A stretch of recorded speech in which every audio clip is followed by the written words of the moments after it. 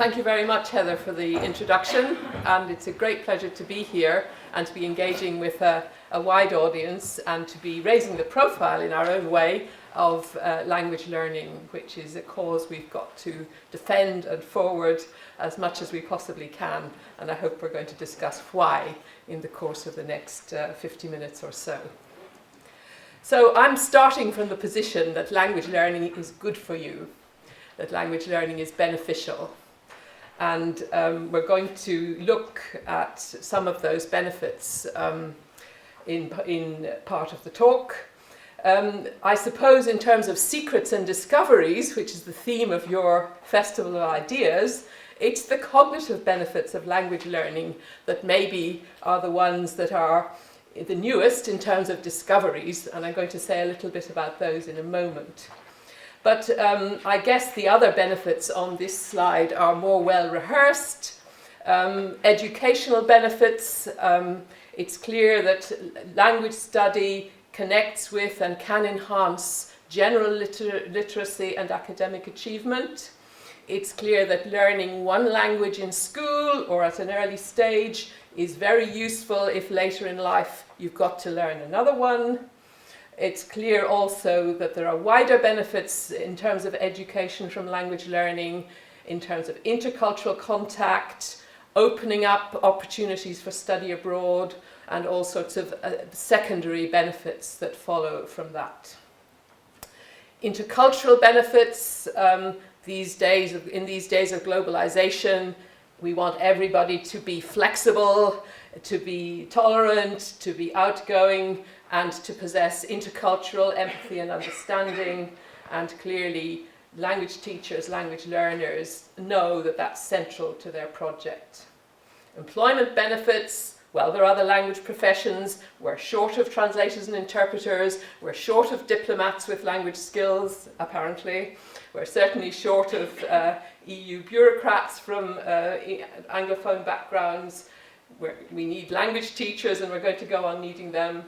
But more interestingly are the employment benefits associated with not only language skills, but the intercultural awareness, which are clearly valued highly among the most progressive companies, among the global companies, among the exporting companies in the business world.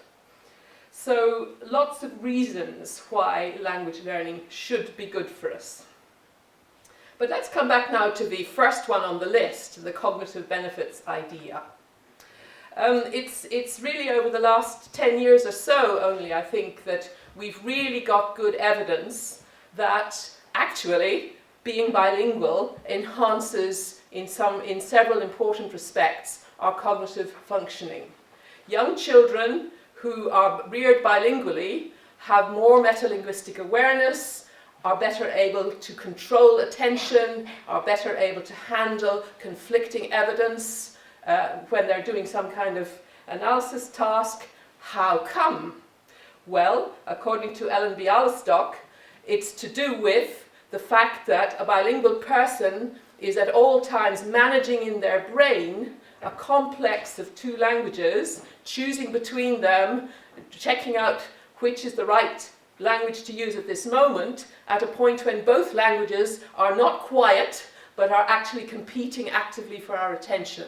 Okay? If we know more than one language, they don't live in separate places in our head, they are connected, they are active, and it's managing this process that Bialystok argues is at the root of that brain advantage that young children have. Now, apparently, when we move into adulthood, these effects are less clear. Presumably other cognitive capacities catch up, and adults who are monolingual are pretty well as good as bilinguals at these sorts of tasks. But once we reach old age, believe it or not, bilingual advantage reappears. Now, Bialystok argues that bilingualism has built up some kind of cognitive reserve that means, for example, that dementia is slowed, or rather, apparently, even with the same equivalent level of brain damage arising from the onset of dementia, bilinguals cope better and can carry on normal normal activity rather longer. Well, this is all very impressive and interesting and exciting if you got that childhood bilingualism, but it's a little discouraging for those of us who didn't. What can we do about it if in fact we only started to learn languages a bit later? Well, there's some very interesting new research from the University of Edinburgh by Back and colleagues who have tracked a cohort of people born in Edinburgh in, I think, 1936, who did an intelligence test in the late 1940s, and they rounded up 856 of these people a couple of years ago and tested them all again. Now, these people, as you can imagine, Edinburgh folks in the 1930s and 40s, they were monolingual. They were British. They were not immigrants. But about a quarter of them did learn a language after the time of the first testing. So they studied languages, presumably in the classic way, at secondary school. And even this study, now that these people are older, is showing benefit for that early language learning.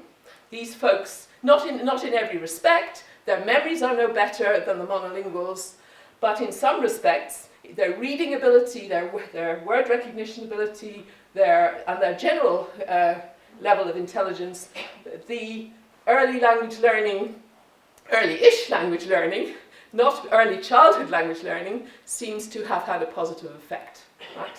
So folks, there is hope for us all. Start learning now, and we might get some of that benefit. Okay. So how does that work?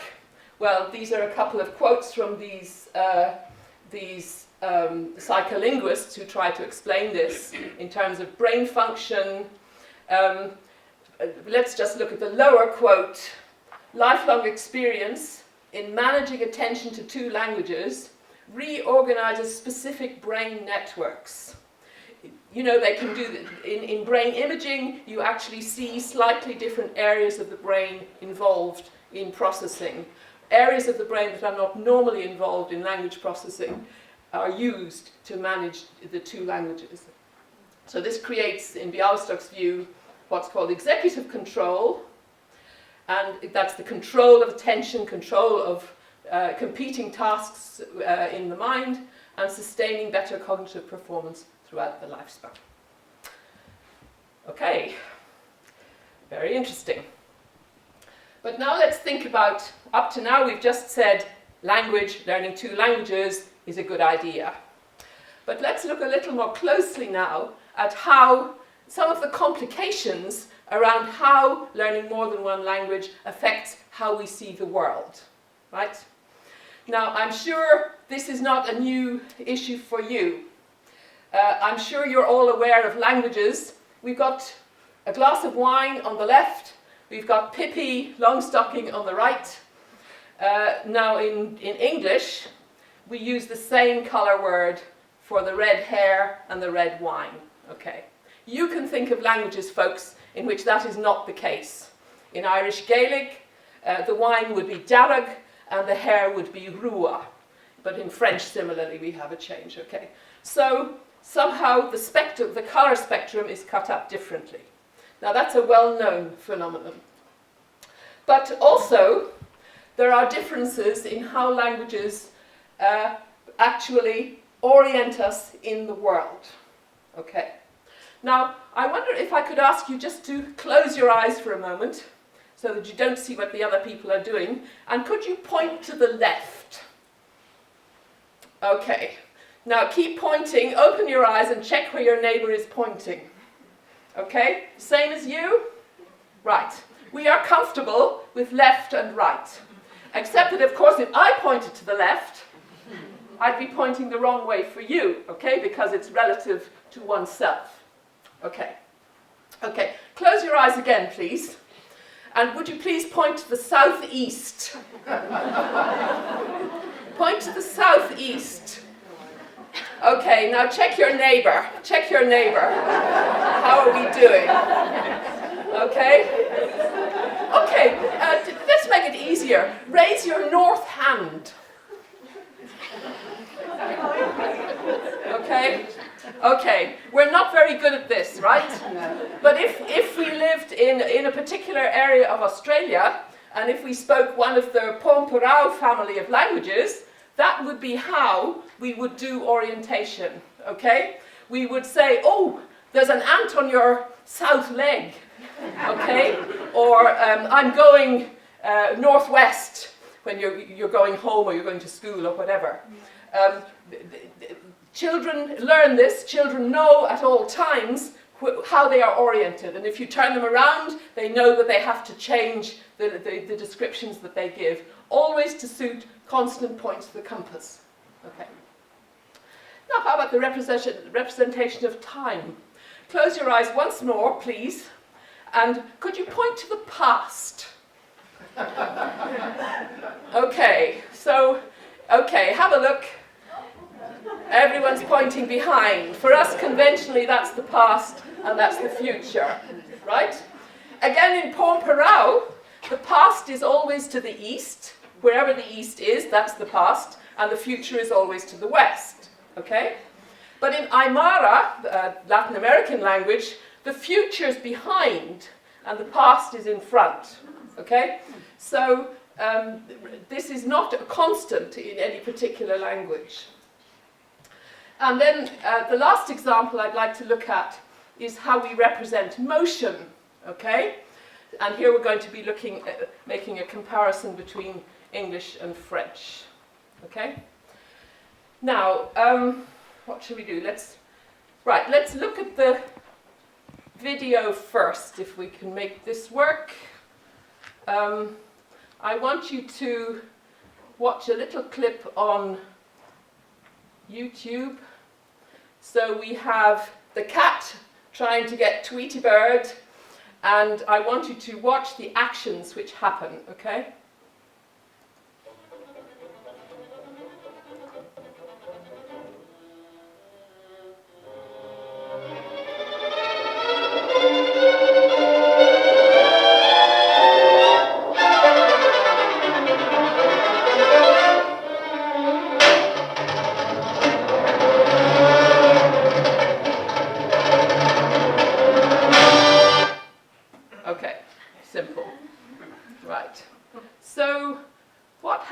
To the ball.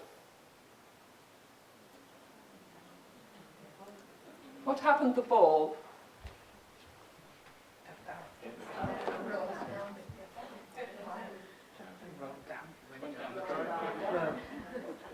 Okay. How did it go down the drain? It rolled. Okay. Could you just do that gesture again, please? Okay, so the ball rolled down the pipe, okay? How would you say that in French? Not rolled down, but came down rolling, okay? I tested this on my French lodger yesterday, and her gesture was le ballon a descendu en roulant. Okay, so she had two gestures, down and then rolling, whereas the natural English gesture, or common English gesture, is to do the two things at once. Okay, so this is all about how we frame the path of motion and the manner of motion. So the path in our example is going down, okay, and the manner is rolling. In English, we put the path into a preposition, somewhere else than the verb, okay? Whereas in French, the idea of going down or going in or going out is encoded in the verb itself, okay? So that, as you can see, path in these two examples is red. It's a preposition in English, it's a verb in French. Manner is blue, verb in English, and an auxiliary, well, a participle in French, okay? So we have to learn, as we shift from one language to the other, we have to learn these different ways of expressing path and motion. Is it in the verb? Is it in some other place? Okay. Now, what's really interesting about this, when we start to talk about second language acquisition is that apparently not only do we never completely learn the new conceptualization, but also the conceptualization of the new language affects our old language too, okay? And you can do experiments in which you get people to make these gestures in their first language, in their second language, and so on. And apparently, what you get often is kind of intermediate gestures. Gesturing has been destabilized by the process of second language learning, even in the first language. We amend how we gesture, okay? This has been replicated in other areas of language where meaning, reality, the world is carved up differently. You can show in many cases that the way the new language cuts up the world, if you like, influences perceptions even back in the first language. Okay. And okay, this slide is just catching up with that idea. So, but there's evidence from how bilingual people use those good old colour words, for example. There's evidence for how they name things like, you know, cups and mugs and artifacts like this, where different languages group things differently, and various other categories. Okay. So there's cross-linguistic influence, and it's two-way. More evidence, I think, that being bilingual changes not only the cognitive functioning, if you like, but actually the organization of meaning in our minds. Okay. So the bilingual mind has been uniquely shaped, Bialystok says, and it's by experience, by the experience of using two languages. Okay, so that's the bit about what it is that we're learning, and a little bit about how complex meaning is, or a start anyway on the issue of how the complexities of learning to mean in a different language. But we're now going to, have we jumped a bit? I'm not sure. We're now going to move to a different theme, and that is to look at how far, what's the state, what's going on with the progression of languages in our schools. Okay. Yeah, I wonder if those kids there were doing, had somebody asked them to point to the north or something. They're having a go anyway. Okay, but at this point, before I go on to look at today, I do just want to quickly acknowledge, because we're in York and this is the York Festival, the wonderful contribution that this university has made to language teaching in England. When the university was very new, it got its language teaching centre, which quickly became a focus of primary school language teaching, the initiative in the late 1960s and 70s, which tried to promote the early start in languages that we're revisiting today.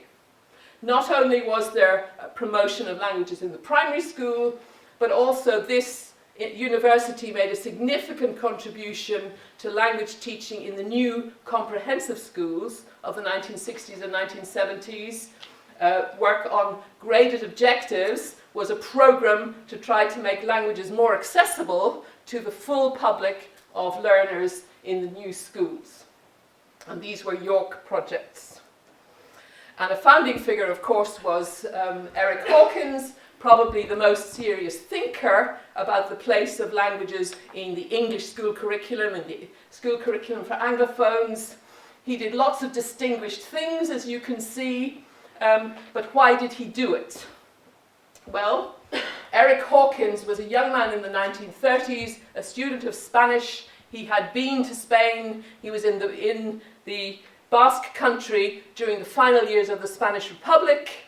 And of course, with the fall of the Spanish Republic, refugees appeared in England, boat people to whom we were welcoming, and Eric Hawkins was involved in the volunteer work welcoming these children and looking after them in getting them resettled in various parts of England. His wartime experience shaped his thinking about education very much. This is very much a post-war statement of values for education. It's about freedom, it's about democracy, it's about the autonomy of the individual, it's about the school's role to make people free within the limits of a democracy, and in a wider context, very much of a polyglot world, and of course a European community, that post-war view of the European community as a way to end conflict, bring Europe together, so that peace could be established, as indeed we know all happened. His key ideas on language learning are very interesting. He distinguished educational roles for language learning from instrumental roles. He viewed language education as a unity, so language education should encompass study of the first language, study of a foreign language, and study of language itself, linking the two, linking the study of what we now call subject English or subject French or whatever. That foreign language study for all in an Anglophone setting basically could be justified on the ground of knowledge and questioning of cultures, plus, of course, this language awareness idea, and that instrumental and vocational foreign language study should come later. Okay. So these were very key ideas which shaped a lot of thinking about foreign language education for some decades. And we will be coming back to ask how far these ideas still work today. We have to look, first of all, of course, at the problem of English, with the dilemma we face as English speakers. Do we need languages? If you're here, you probably think we do, but how do we convince everybody else? Isn't English enough? Won't technology solve communication problems? What's this funny photo? Well, this comes from a university campus in Vienna, a very smart new campus, which sees itself as very international, and as you can see, the student leisure life takes place through the Ride Club, party nights every Monday, okay? But none of it, there's not a word of German. And that's the leisure of the students, not even the official curriculum of the students, okay? English speakers all over the place. Two different maps, but basically there's lots of colour showing lots of English speakers.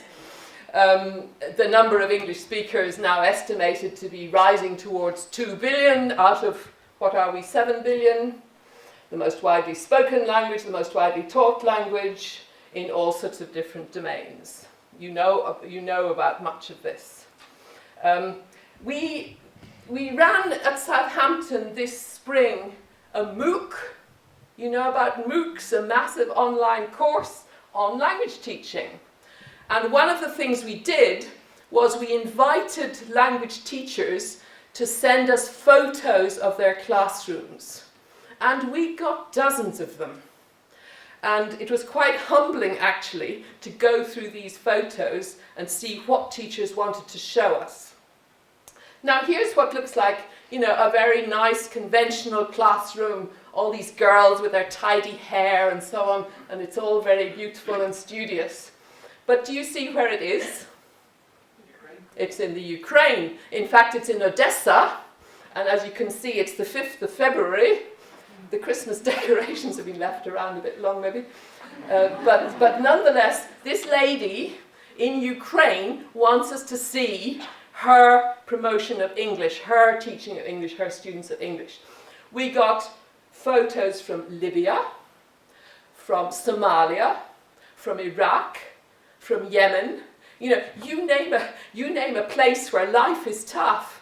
And there are English teachers there. They were all English teachers wanting to reach out, seeing English and the teaching of English as vital in the future development of their young people. So we have to respect that, admire that really, and see that we are part of that process too. Then, of course, there's English outside education. This is a nice little clip, a tiny one, from research actually in Hong Kong, where a Japanese construction company is building something or other, and there's the Japanese engineer, and on the right and on the left there's the Hong Kong foreman, okay? So, who's a Cantonese speaker. But this Japanese engineer and Hong Kong foreman work through English. They problem solve all week, and this researcher recorded them all week. They problem solve all week through English. Now here they're looking at a tiny problem. Somebody's been breaking up some of their fixtures and fittings. But there's much more elaborate examples of they run into real problems where the contractors are working too slowly and they're going to lose money, and it's all got to be sorted out all through this kind of working English. So, you know, do we give up? Do we say, well, English is taking over, English is in use everywhere in all these kinds of academic and non-academic settings? Well, another thing that is clear from this research is that while the use of English is widespread, while the use of English is to be welcomed, I think, in these many domains, that international use of English is not the same as English only. It is clear that English as a lingua franca is an element in mixed language practices. It doesn't replace in that construction site Cantonese and Japanese, which have their roles as well. It's an added feature in a mix, which is mixing up languages, increasing multilingualism, plurilingualism, language swapping, superdiversity, call it what you like. But it is clear that the adopters of English are adopting it for certain purposes, for certain roles. They are not committing their whole identity, if you like, to English.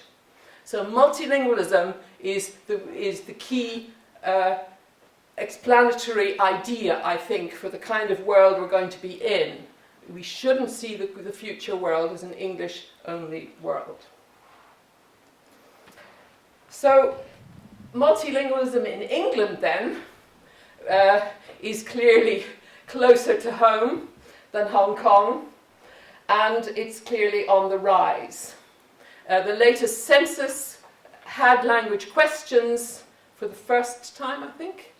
But anyhow, this census showed, for example, that in London over 20% of residents are bilingual. It also told us what the most common languages in London now are. Interesting to see the newcomers in that list, to see Polish at the top, but also to see French as such a prominent language in London. London is now the 6th largest French city. Did you know that? But furthermore, now that's, okay, everyone says, oh, but that's London. But actually, Department for Education surveys show that in England as a whole, nearly 20% of primary school children now speak a language other than English. 1 child in 5. And that's increasing. You can see there's more, the proportion in the primary school is higher than the proportion in the secondary school. So we have a new population in our schools with these language skills that they're bringing with them from their homes and communities. Okay. On the other hand, perhaps this isn't a secret, we're not doing a good job of formal foreign language education. For the first time in 2012, the European Commission did an actual survey of language competencies. They've done surveys for years when they just ask people, what languages do you speak? But this time they tested 15-year-olds, okay? They tested them in whatever the first foreign language was that was taught in their country, the most popular language. So, of course, most of the kids were tested in English, right? but the British children were tested in French as the first foreign language. They were tested and reported on the 6-point scale, where A1 and A2 are the bottom, and C1, C2 are the 6. So A1, A2 are kind of beginner, B1, B2 are intermediate, and C1, C2 are advanced. And the conclusions of the report are quite blunt. For the first target language, for all skills, England falls in last place, a little behind France. Okay? Only about 20% of students got above A1, only about 10% achieved above A2. Okay? And 30% not even achieving A1. This is just a slide which reinforces that. Here's England, the leftmost column. So I don't know if you can read this, but for reading, this is the reading scale. So in fact, 20% of the English children can read above A1. That's A2. So 10% of them can read at the B1, B2 level. Here's Sweden at the other end. Okay, well, 80% of them are at B1 or above, and only 20% are down in the A's. And there's poor old France next to the UK, not really doing very much better. Poland, Portugal, Belgium, Spain. It's a selection of countries. There's no Germany, there's no Norway, okay? But at the top end is Sweden, Malta, Netherlands, okay, are basically. But it's a very striking gradient, and it really tells us what our how our instruction is delivering or not delivering. Okay. Right. So, however, there are some bright spots on the horizon, and one of them is the primary school. Because last September, after a long time waiting, foreign language instruction was made compulsory in Key Stage 2. And already we have the Language Trends Survey to tell us how it's going. Motivation is high among children and staff. Almost all schools say they're doing it, but also the amount of time they say they're spending on languages is increasing. Now that only means, folks, that less schools are doing, French for only 30 minutes a week, and more of them are doing it for an hour a week. But that's good. That's improvement, okay? And many schools are doing more than they're asked and are offering something in Key Stage 1. But there are clear concerns about resources, about teacher skills, about how to do assessment. There are particular concerns about teaching reading, writing, and grammar. And there are big concerns about progression and liaison with the secondary school. But basically, there's goodwill, there's good intentions, there's effort being invested to get this project off the ground. Okay. And interestingly, these are the sorts of things that children say, primary school children say about language learning. So the first remark is really a kind of from a tourist perspective. If you don't know the language of the country you're in, it kind of limits your enjoyment, okay? The second one is more ambitious and visionary. Be a footballer. If I go to, I suppose, the Bernabeu or something, I'd have to speak the language. And then a sophisticated, reflective one at the end. Half of my family is Indian. Learning French and lots of other languages brings you more into life. You know what's going on in the world. You know how people live. We learned a lot about different places in France, not just one place. Okay. So this kind of samples the reactions of primary school children. Fantasy stuff, some of it, but nonetheless positive attitudes which we can build on. Okay. Now, we also know quite a bit about how young children in the primary school learn. Don't let's imagine that they're going to learn very fast under the kinds of conditions we provide for them. They are keen to make meaning. They want to use language for communication. They want to see the point of it. They want to see immediate benefit in that way. So the schools that have exchanges, visits, Skype with other schools, have events, have theatre, and so on, are capitalizing on that wish of children to make meaning. Okay. They need multimodal language support, and they also need literacy foundations, which is a weak point at the moment. Okay. But we can do it if we can support these teachers. Okay. Now, what's happening in the secondary schools? Well, this is a pretty scary photo, isn't it? That's not the periodic table behind those boys. That's German grammar, all in one digest. But the boys look fairly cheerful and up for it, and there are other photos in which they wave their finished work and so on. But anyhow, but it does give you a certain flavour of the pressure that our secondary school teachers and students feel under at the moment. And, of course, perceived as a hard subject and all the rest of it, the trend in GCSE entries in exams at 16 plus is not wonderful. There was a period, of course, when languages were compulsory in the national curriculum up to age 16, and so we see the result of that with high numbers of GCSE entries in the early 2000s. Then it's made optional, removed from being compulsory in the 14 to 16 age group, and the numbers crash down to 40% a couple of years ago. The government tweaked the accountability measures a bit. Remember that 5 good GCSEs measure? And the game-playing schools put kids back in for GCSE again, so it's crept back up more or less to half the kids doing GCSE, doing at least one language at GCSE, okay? But it's not healthy. It varies by region. The bad news, folks, is that Yorkshire and the Humber is one of the least engaged regions. We'll come back to the city of York later, but the region is not great. Interesting what's happening in London.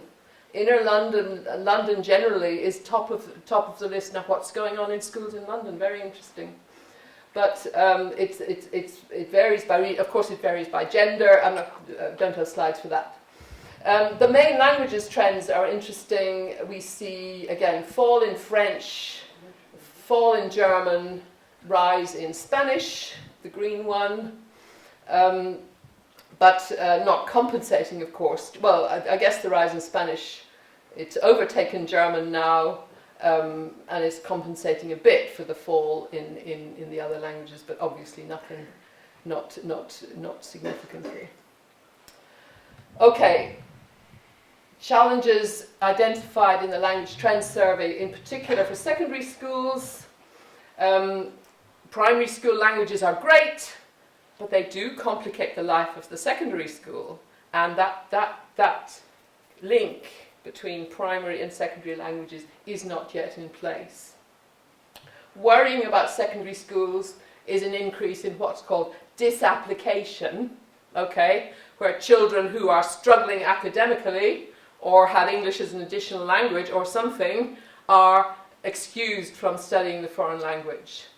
And the Language Trends Survey shows clearly that that's having an impact in terms of socially disadvantaged children. They are losing out on the opportunity to study languages. We already teach the fewest hours in Europe, but curiously, the amount of time for languages continues to go down, according to Language Trends. The subject is, not surprisingly, therefore, seen as difficult, because essentially teachers have to cram the students in the reduced amount of time, so it's seen as difficult and learner motivation becomes problematic. Okay, sixth formers, same kinds of charts, folks.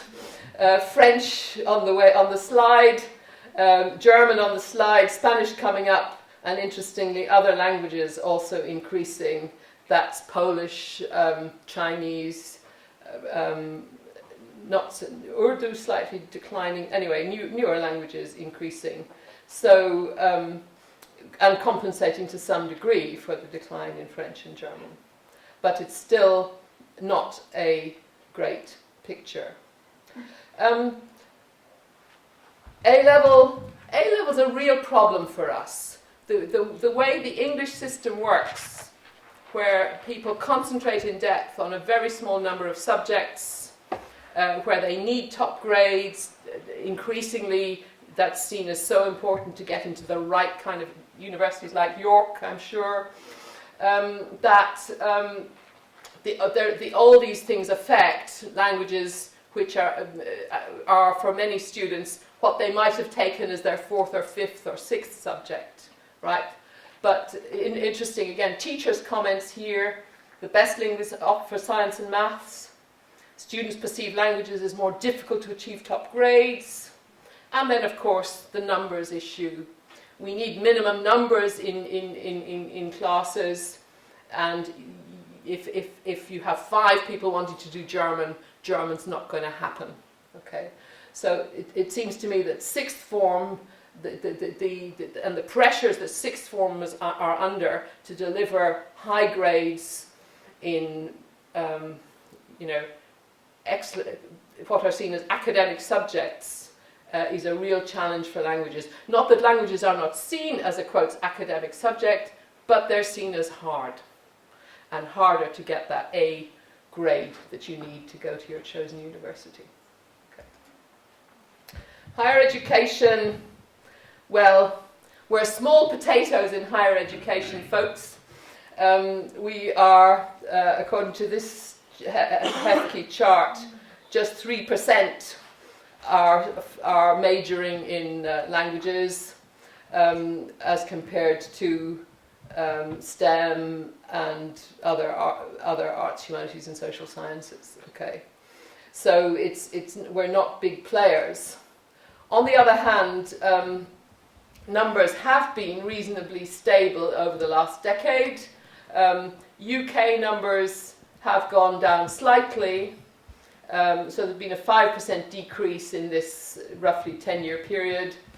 But on the other hand, other students have turned up, more European students, more international students, so that overall the numbers stay pretty stable. The alarming thing, though, is how much the sector overall has grown, because if you look at all subjects, then British students are up by 14%, EU by 31%, other international by 78%, and so on. Okay, so the absolute numbers are stable, but proportionally languages are being out. The other subject areas are outgrowing languages. Interesting to compare with STEM, though. Again, UK STEM hasn't grown, whereas EU and other international STEM has grown. So steady state in one sense, but not growing the way the system has been growing overall. And of course, an expensive subject to teach, hence the consolidation we've been seeing with fewer universities tending to retreat from languages, so that language students are becoming concentrated in fewer institutions. Okay, but again, the good news story in higher education is what are known as institution-wide programs. These are students who are not majoring in languages, but take a language on top of whatever they are studying. So that number is going up, just 2 years worth of figures here, and those students come often from STEM, or nearly half of them from STEM or health, and the other half from social sciences and humanities. So it's interesting that there is interest in languages, in other words, among STEM students. And even if they couldn't take a language at A-level because of the constraints on the A-level program, they're turning up for languages once they have the opportunity at university.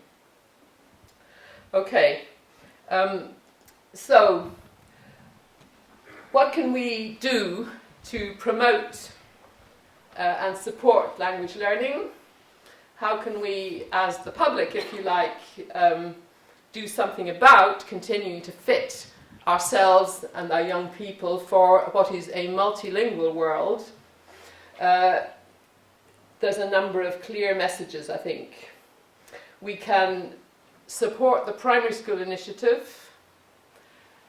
If we know teachers, if we're school governors, if we're parents, we can be interested in what's happening and support it. We can support the newer languages, the Arabic, the Chinese, the Polish, that are clearly appropriate in changing conditions. Secondary schools, we saw exam pressure, time pressure are real problems, but there's a new curriculum. There's a new curriculum with less constraints on the surface at least. Schools do have an opportunity to rethink how they're delivering languages, and perhaps languages can be made more meaningful, more engaging at that level. We can argue over disapplication. We can try to promote supplementary language study, certainly in universities. Sixth form's the hardest one to do, I think, but possibly even there. Above all, accept that multilingualism is normal, that language learning is normal, and therefore in all our civic roles, wherever we're working or engaging with education, promote the public visibility of languages, celebrate the multilingualism we do have, and support, show interest in the efforts of everybody who's trying to promote the language competence of our young people. Okay, York is doing its bit already.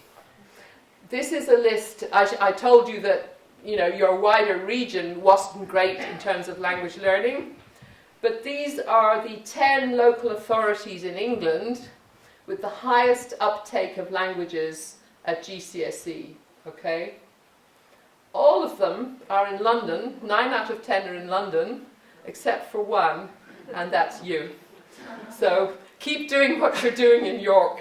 That's really, really, if this city can do it, then so in principle can many others.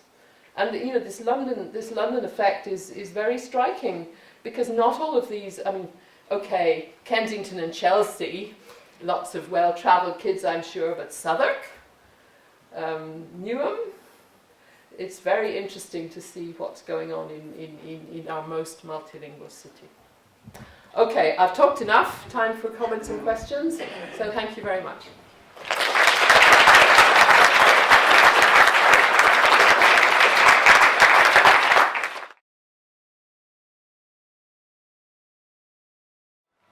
Thank you, Ros. That was a very interesting talk. Would anybody like to ask a question or make a comment? Yes, thank you. We've got some microphones, so if you wait one moment, we'll... One question. What is STEM? Science, technology, what's the E? Engineering and mathematics. Oh, right, okay. I beg your pardon. I beg your pardon. Thank you. Yes, we've got a microphone. So. There was a 20% number of people who are speaking foreign languages in London. And London have a 60% number of students taking foreign languages, above 40% across the rest of the UK. Could that be because of that difference? Well, I mean, something's happening in London schools in general. Performance in London schools has been turned around, and London schools are delivering higher educational standards across the board. Now, is that because, there's been huge investment in London schools? Is that because immigrant families are ambitious and have hard-working, ambitious children who, do their homework and all that stuff? There are all sorts of possible reasons. Now, and clearly, taking a language is part of a cluster of things that high-achieving students do, right? And that high-achieving schools expect their students to do. So it may be part of that mix. Now, there is an element of speakers of particular languages taking a test, taking an exam in that language, but that's not a major factor. The numbers taking Polish and so on are not high enough for that to be significant. I mean, that photo we saw of the German class is in a London school. You saw the highly ethnically mixed group of kids who probably speak other languages, but what they're being taught is German, and what they're and in that school do well in is German. So I think it's complex, but yes, the idea that kids who are multilingual already see language learning as normal, sensible, and something they can cope with is probably part of the mixture. I'm sure that's important. Yeah. Thank you. You've got one question. Yeah, thanks. I was just wondering about the cognition and attentional deficits that you mentioned at the beginning. Were they only for sort of early bilinguals, or apart from the dementia, are they only for the early bilinguals, or also for the sort of later? Well, that was what was interesting about the second study, the Edinburgh study. That study did look at late learners, people who had only started to learn their second language after the age of 11, right? But not the dementia. They were not studied in terms of dementia, no. They were studied in terms of other just normal cognitive functioning, intelligence, reading ability, memory. They didn't do better on everything. Their memory wasn't any better, but on a number of... they did worse on nothing, and on a number of the measures they did better. Okay. I would like to know how does this study, which said that 15-year-old English kids come on the very bottom of this test, how does that in fact influence or improve the teacher training courses at universities? Does that have an impact? Well, the report... And if how? The report that the European Union produced has a long discussion about the classroom conditions that seem to produce effective learning. So the report writers are doing their best to provide, not just to say, you failed, you were successful, but to provide advice and a model for schools, the conditions under which language learning is successful. But, I mean, the most obvious, simple factor affecting English performance in those tables is time. That the time available, the number of hours instruction that a 15-year-old has had in Britain, even in their first foreign language, is substantially less than the number of instructional hours that kids have had in every other European country. The second factor, and of course the report does acknowledge this, is that in any country where English is the target, there's English in the environment. So the learning doesn't only happen in the school. There are opportunities to learn outside the school, okay? Whereas, of course, if you are an Anglophone country, the opportunities to encounter French or German or whatever it is immediately outside the school are much less. It's possible, but you have to seek it out, whereas English is kind of in your face in many environments. I mean, you can't explain the success of Swedish children, for example, only by the wonderful teaching that they get, because, there's so much English already in the environment. So these, I don't think, there is no evidence that our teachers are not as committed or as professionally, expert as teachers elsewhere. There's no evidence about that, and the report doesn't try to say that, but it does try to describe the conditions under which success happens. I mean, the really interesting comparator is, of course, France. I mean, how come France and Britain are so close? In a sense, it's a more interesting question to ask, how come France isn't doing better, given that it's English that they're teaching? So, it raises very, very interesting questions, and it's the first time that anybody has actually tested people, as opposed to just ask them, what do you speak? So we are officially out of time. Perhaps we can take just a couple more questions. I know some of you probably need to get going. So we have two questions here in the back before anybody else. So. Okay, I think this lady will also have her hand up. Okay, that's good. Hi. Just a quick question. If I could get your opinion about the usage of artificial languages like Esperanto as a bridge between cultures. My opinion about them for what purpose? Just as a bridge between culture, for example, a lot of English people think, well, why would I learn another language if everybody's learning English? But if there was a standardized artificial language like Esperanto, kind of forcing people into learning, do you think that would help? Or Well, there are enthusiasts for Esperanto in the primary school. It's not. I suppose my take on this is that certainly the kinds of learners we studied in primary schools, they want to meet real people, join real communities, where to be convinced that other languages are real, they need to see other children, if you like, who are users, and that's a bit of a handicap for Esperanto, whereas it's easily done for French or Spanish. I just wanted to mention the fact that in Wales, learning Welsh is compulsory in schools and is in both primary and secondary school, has been for, well, decades, I think. So to what extent have you been able to learn lessons from the experience of the Welsh education system? Because obviously they must have faced the same challenges as have been faced by the system in England. Mm-hmm. They've chosen to overcome it somehow. Mm-hmm. Well, you have to look at the society. I mean, and there are strong identity reasons and strong cultural reasons in Wales why parents would favour Welsh, feel that Welsh is distinctive, Welsh is feel responsible, if you like, for the transmission of Welsh.